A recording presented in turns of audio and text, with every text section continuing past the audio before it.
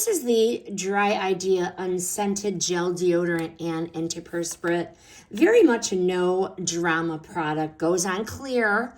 So you're just going to use the wheel at the bottom to raise it up. Goes on clear, dries fast, and did not try to be cute or scented or anything extra. It is what it is. Completely unscented, so it doesn't fight with your perfume, with your lotion, or anything else. The gel did dry very quickly during testing, and it didn't leave that sticky feeling that makes you like stand there, come on, dry. It didn't do that for me. My pits, they weren't irritated at all, which I really liked, okay?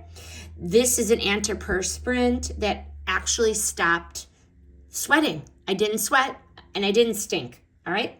Worked all day long. I didn't have to reapply at all. My pits didn't feel sweaty. And I really like the fact that it's no scent, because sometimes fragrances make me sneeze.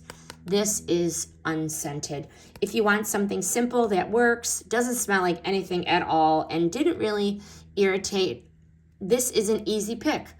The Dry Idea Unscented Gel. It is a deodorant and an antiperspirant.